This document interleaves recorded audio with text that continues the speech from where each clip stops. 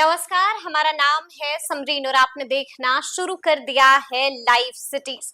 देखिए, लालू प्रसाद यादव की बिटिया और सारण लोकसभा सीट से महागठबंधन की प्रत्याशी रोहिणी आचार्य की मुश्किलें बढ़ती हुई दिखाई दे रही हैं। आपको बता दें कि बीजेपी ने रोहिणी आचार्य के एफिडेविट पर सवाल उठाया है और आरोप लगाया है कि रोहिणी आचार्य ने अपने हलफनामे में गलत जानकारियां दी हैं। तो आज हम इसी को समझने की कोशिश करेंगे और जानने की कोशिश करेंगे कि क्या रोहिणी आचार्य का नामांकन भी अब रद्द हो सकता है। तो आज इस मुद्दे पर सीधी बातचीत करने के लिए हमारे साथ पटना हाईकोर्ट के जाने माने एडवोकेट देव प्रकाश जी हैं। सबसे पहले बहुत शुक्रिया बातचीत के लिए वकील साहब। जी धन्यवाद। जी, सबसे पहले तो वकील साहब हम चाहेंगे कि एक बार आप हमें बताइए कि मामला क्या है और हंगामा इस कदर क्यों हो रहा है। देखिए, इसके पहले कि हम कुछ और बात करें, जी। ये जो भी नॉमिनेशन हो रहा है, ऑब्जेक्शन फाइल हो रहा है, हम्म। इस पर एक बात हम बड़ा स्पष्ट, दिनकर की एक पंक्ति है, जी। युद्ध नहीं जिनके जीवन में, हम्म। वो भी बड़े अभागे होंगे, या तो प्रण को तोड़े होंगे या रन छोड़ के भागे होंगे। अच्छा। तो जी। जब कोई नॉमिनेशन है, इतना बड़ा हम्म। फ्रे में गए हैं, इतना इलेक्शन है, लेकिन जिस जिस अधिवक्ता महोदय ने जिन्होंने ऑब्जेक्शन किया है, वो पटना हाईकोर्ट के बहुत ही लब्ध प्रतिष्ठित और विद्वान अधिवक्ता हैं। हम्म। तो उनको हम लोग काफी सम्मान के दृष्टिकोण से देखते हैं। लेकिन चूंकि उन्होंने अभी चूंकि किसी पार्टी के नाम से उन्होंने फाइल किया है, जी। ऑब्जेक्शन आपत्ति दायर की है, वो भी हम्म। रिटर्निंग ऑफिसर के सामने, स्क्रूटनी चूंकि डेट आज ही था, हम्म। और स्क्रूटनी में उनको जो पीपुल्स रिप्रेजेंटेशन एक्ट 1951 है, उसके सेक्शन 36 में पावर दिया हुआ है कि स्क्रूटनी करेंगे। लेकिन स्क्रूटनी में यह भी लिखा हुआ है कि जब तक कोई सब्सटेंशियल मैटर नहीं आता है, सब्सटेंशियल मतलब जैसे कि भारत के नागरिक नहीं है, जी जी, या कोई क्रिमिनल केस उनसे पहले दर्ज है जिसको उन्होंने कंसील कर छिपा लिया है, ये दो मैटर सब्सटेंशियल माने गए। अब इनकम है हमारा, किसी के बहुत सारे अभी इनकम का निकलता है, सरकारी कर्मचारी का, पदाधिकारियों का, नेताओं का। तो देखिएगा, नेता का कहेंगे हमारे नाम पर साइकिल भी नहीं है, पत्नी के नाम पर BMW, बिल्कुल, पत्नी को कोई नौकरी नहीं है, कोई रोजगार नहीं है। तो इनकम टैक्स एक अलग एक्ट है। इनकम टैक्स ये है रिप्रेजेंटेशन ऑफ पीपुल्स एक्ट, इसमें इनकम टैक्स का एक्ट का कहीं जिक्र भी नहीं है, उसका क्या इनकम है, कहाँ है, नहीं है, वो अलग सिस्टम है, उस चार्टर अकाउंटेंट लोग बनाते हैं, और हमको भी उसका बहुत अच्छा ज्ञान नहीं है कि कैसे उसमें क्या बनता है, नहीं बनता। लेकिन बहुत जैसे मान लीजिए कोई आदमी सोने की चम्मच लेके पैदा ही लिया है, चांदी की चम्मच लेके पैदा ही लिया है, तो उसको पहले से प्रॉपर्टी है। बिहार में बहुत सारे नेता हैं जिनका बेटा कुछ नहीं करता है, उसके नाम पर करोड़ों प्रॉपर्टी है, वो खुद बहुत दिनों से बहुत बड़े पद पर, उनके अपना प्रॉपर्टी नहीं है। तो वो अलग बात है, किसी के नाम पर कोई मकान है तो पैतृक होगा, कोई खरीद के दिया होगा, कहीं से आया होगा, ससुराल से आया होगा, पति का होगा, किसका होगा, अलग की चीज है वो बातें। उन बातों पर नॉमिनेशन, एक देखिए नॉमिनेशन जो आता, ये आर्टिकल 84 में पार्लियामेंट के कैंडिडेट के लिए लिखा हुआ कि क्या होना चाहिए, भारत का नागरिक होना चाहिए, ठीक है, उसके ऊपर कोई क्रिमिनल केस नहीं होना चाहिए, पागल या दिवालिया, साउंड माइंड का नहीं, यही सब बातें लिखी हुई है, उसकी उम्र इतनी होनी चाहिए। तो जो ये जो क्वालिफिकेशन आर्टिकल 84 में लिखा हुआ, उसको देखना पड़ेगा कि वो सेटिस्फाई हो रहा है कि नहीं हो रहा है। बिल्कुल बिल्कुल, उस पे खड़ी उतर रही है उतर या रही है कि नहीं उतर रही है, बिल्कुल। और ये बात, ये जो रिप्रेजेंटेशन ऑफ पीपुल्स एक्ट 1951 है, इसके सेक्शन 36 में लिखा हुआ भी है। इसके अलावे जो बातें आती हैं कि रिटर्निंग ऑफिसर को जब तक कोई सब्सटेंशियल मैटर नहीं मिलता, वो रिजेक्ट नहीं कर सकते हैं। हाँ, एक बात और है, इलेक्शन कमीशन के पास आर्टिकल 324 में वाइड पावर है, ठीक है, लेकिन यहाँ पर रिटर्निंग ऑफिसर ही एंड कर जाते हैं, उसके बाद वो उस पार्ट को देखने के लिए नॉर्मली इलेक्शन कमीशन के इसमें नहीं आती हैं। अभी तो ऑब्जेक्शन यहाँ दायर हुआ है, वहां से अगर पास हो गया है, और ये तो भी जब क्रिकेट देखते होंगे ना, तो हर एक बॉल पर बोलता है आउट, LBW कुछ बोलते रहेगा, हाउ इज दैट चलते रहता है। आजकल तो थर्ड एम्पायर सिस्टम भी हो गया है वहां पर, ये तो भी चलता रहेगा।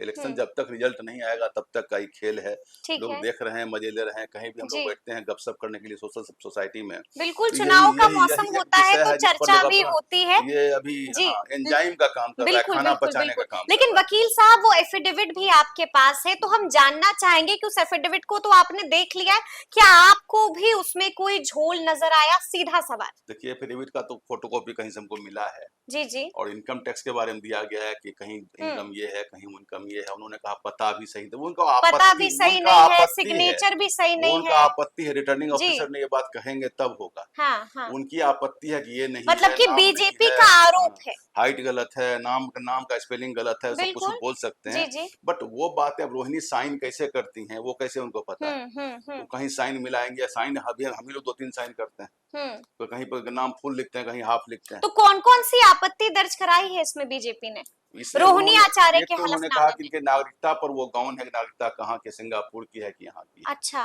तो सिंगापुर की नागरिकता वाले बहुत लोग सिंगापुर हम्म में रहते हैं, भारत की नागरिकता उनके पास में है। हम्म। सिंगापुर ढंग का स्टेट नहीं, वहाँ एक नागरिकता लेना बहुत हम्म। आवश्यक है। क्योंकि सिंगापुर में बिहार के और भारत के बहुत लोग काज कर बहुत रहे हैं, सारे लोग जी।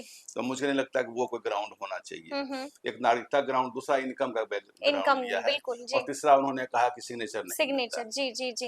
है। ये आपत्ति है, इनके वकील भी उठाए होंगे आपत्ति। ये तो हम्म। हाउ इज दैट दोनों करेंगे ही करेंगे। हम्म। फैसला रिटर्निंग ऑफिसर जो डिस्ट्रिक्ट मजिस्ट्रेट होते हैं उनका इस पर फैसला आएगा। ठीक तो है। फैसला आया है कि नहीं आया ये हमको नहीं पता है। जी जी। उनका फैसला हो जाएगा तो मेरे हिसाब से मामला ये सील हो जाएगा यहीं पर। ठीक है। लेकिन एक बार इलेक्शन कमीशन के पास भी मामला जाएगा।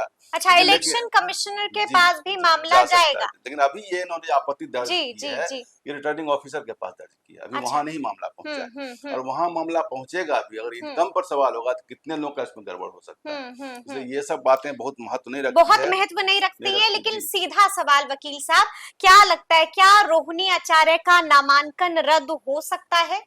90% चांस है कि नहीं होगा, नहीं होगा रद्द? नहीं होगा जी। जी। लेकिन आपने कहा कि नागरिकता को लेकर भी यहाँ पर आरोप ऐसा लगाया गया है। सिंगापुर वाले केस में ऐसा सवाल उठने का चांस नहीं उठता। अच्छा, पता को लेकर भी आरोप लगाया गया है? पता तो हम लोग का भी 3-4 पता है, हम्म तो क्या करते हैं, ऑफिस यहाँ है, चैम्बर वहाँ है, जाते हैं वहाँ काम वहाँ और करते हैं। पता एक हम्म आदमी का 5 नहीं हो सकता है क्या? हम्म कौन सा पता हमारा है? तो हर आदमी का 3-4-5 पता होता है। हम्म। कोई आदमी बता दे किसी का परमानेंट हाउस कहीं है, प्रेजेंट हाउस कहीं है, आज यहाँ रहता जी है, कल जी वहाँ जी रहता है, जी जी। दिन में हम ही 2 जगह बैठते हैं। इसका मतलब हम्म। दोनों पता तो हम अलग अलग देते हैं, तो उसमें बिल्कुल। कहाँ कोई लॉ इलीगलिटी आती है? हम्म। तो पता में कोई ऐसा चीज नहीं है कि पता किसी गलत है, पता दोनों सही होना चाहिए, बस यही ठीक है। होना जी चाहिए। जी। तो मतलब आप ये कह रहे हैं कि रोहिणी आचार्य की मुश्किलों पर विराम लग जाएगा, टेंशन लेने की बात नहीं है रोहिणी आचार्य को? देखिए, जहां तक कैंडिडेचर की बात है, जी। इन बातों पर तो नहीं लगता है कोई बात होनी चाहिए, कोई सब्सटेंशियल मैटर में नजर नहीं आ रही है। आपत्ति हम्म हुई है जो अभी तो हाउ इज दैट चलता रहेगा, खेल क्रिकेट का खेल हम्म। है। लेकिन नागरिकता के सवाल पर कोई मसला हमको नहीं लग रहा है। हम्म और इनकम टैक्स के मसले पर भी कोई ऐसा मैटर नहीं है कि अब ये फंडामेंटल राइट किसी का हो कि हम्म आर्टिकल 19 ए में अभिव्यक्ति की आजादी किसी को है, किसी को चुनाने की आजादी, जब तक आर्टिकल 84 बीच में नहीं आता है, आर्टिकल 84 बीच में हाँ, जब तक नहीं आता तब है। तक कोई ग्राउंड नहीं बनता है और कि किसी। आर्टिकल 84 क्या कहता है? आर्टिकल 84 आपको कहता है कि वही जी। भारत का नागरिक होना चाहिए, ठीक है। और उनको किसी जी। भी और का लाभ के पद पर नहीं होना चाहिए, ठीक है। ठीक और है। उनका जो है क्वालिफिकेशन जो है हम्म। अंडर एनी मैंने किसी क्रिमिनल केस में उनका नहीं आना चाहिए। ठीक है। मोटा मोटी यही 3 बातें दी हुई है। हम्म उसके अलावा यह है कि कुछ उम्र का फिक्सन है कि 25 साल का उम्र होना चाहिए, या साथ में यह भी है कि अनसाउंड माइंड का नहीं होना चाहिए। सबसे बड़ा अभी एक चीज जो आर्टिकल में इसमें रिप्रेजेंटेशन एक्ट के सेक्शन जी 8 में जी। दिया गया है, डिस्क्वालिफिकेशन ऑफ कैंडिडेट्स, अच्छा। वो इलेक्शन के बाद के मामला उठते हैं, जी लेकिन जी तब जी। भी हाँ उसमें भी लिखा हुआ है जी। कि कोई मामले में कन्विक्ट हो और 2 साल से अधिक हो, तब उसमें डिस्क्वालिफिकेशन होता है, तो वो मामला भी यहाँ पर नहीं बनता है। यह भी है कोई ऐसा मामला है, क्रिमिनल केस है, उसको आपने कंसील कर लिया है, बिल्कुल तो जी। उसको लेकिन कहा कई बार यह भी कहा था कि एफिडेविट में आपने बहुत सारे लैप्सेज हैं, बहुत सारे नहीं अपने फिलअप किए हैं, बहुत सारे बातों को आपने नहीं डाला है, तो कहीं के ग्राउंड, लेकिन उन बातों में बहुत सारे cases high court supreme court से आए हैं, कहीं कोई स्पेसिफिक डायरेक्शन नहीं है इसमें दिया हुआ।